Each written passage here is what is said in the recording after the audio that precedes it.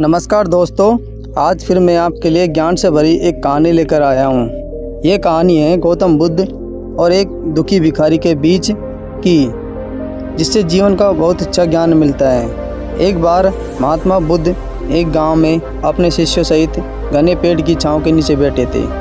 आसपास के गांव से बहुत से लोग अपनी मानसिक समस्या लेकर महात्मा बुद्ध के पास आ रहे थे। महात्मा बुद्ध उन सबकी मानसिक परेशानियों का समाधान देते।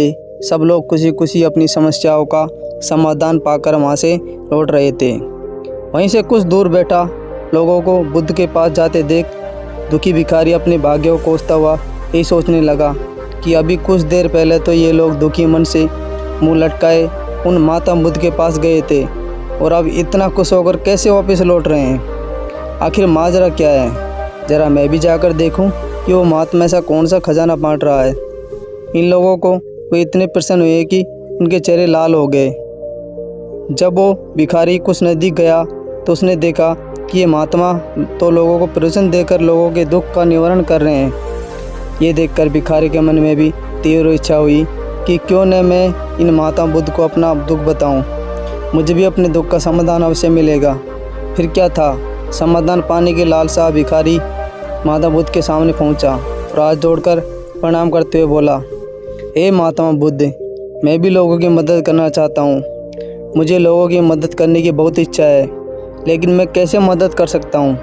मैं बहुत गरीब हूँ। मेरे पास न तो पैसे हैं और न ही कोई ऐसी चीज़ है जिससे कि मैं किसी की मदद कर सकूँ। मैं कोशिश करने पर भी किसी की मदद नहीं कर सकता। मुझे भगवान इतना गरीब क्यों बनाया है? हे महात्मा, मुझ पर कुछ कृपा करो। इतना बोलते हुए भिखारी रोने लगा।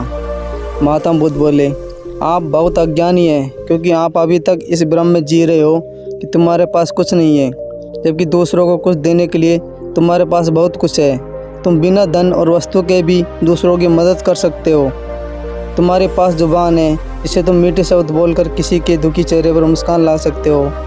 इन्हीं शब्दों की ताकत से तुम किसी के भी टूटते हौसलों को फिर से मजबूत कर सकते हो। इन शब्दों की शक्ति से आप किसी के मन की भी सकारात्मक विचारधारा के बीज बो सकते हैं और उसे गलत रास्ते पर जाने से रोक सकते हैं। तुम्हारे दो हाथों से किसी भी कमज़ोर या लाचार व्यक्ति की सहायता कर सकते हो। आपके दो आंखें किसी अंधे को रास्ता दिखा सकते हैं। तुम किसी के लिए दुआ कर सकते हो। ये हो सकता है कि उनके बुरे काम फिर से हो जाए। आप किसी का अच्छे स्वास्थ्य की कामना कर सकते हैं, लेकिन अज्ञानतावश तुम अब तक इस बात को समझ नहीं पाए और इसी भ्रम में अब तक जीते रहे हो कि तुम्हारे पास मदद करने के लिए कुछ नहीं है। किसी की मदद करने के लिए धन और वस्तु का होना अनिवार्य नहीं है। बिना धन वस्तु के भी हम कई प्रकार से लोगों की मदद कर सकते हैं। महात्मा बुद्ध के ज्ञान से भरे ये सुंदर शब्द सुनकर भिखारी के चेहरे पर मुस्कान आ गई और वह खुशी खुशी झूमता हुआ वहाँ से चला गया। इस बुद्ध की मोरल स्टोरी से हमें क्या सीख मिली? इन बातों से कुछ सीखा गया? आजकल बहुत से लोग ये सोचकर दुखी होते हैं कि मेरे पास ये नहीं है, बल्कि जो आपके पास है उसी में संतुष्ट रहना सीखें और बिना मतलब के लोगों की मदद करें। इन्हीं से आपके परम सुख की प्राप्ति होगी।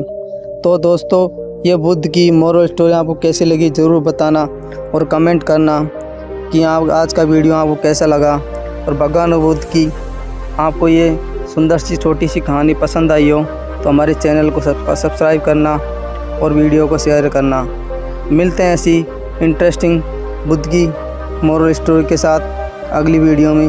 तब तक के लिए आपका जीवन में सुखी संपन्न रहे और आपका जीवन मंगलमय हो।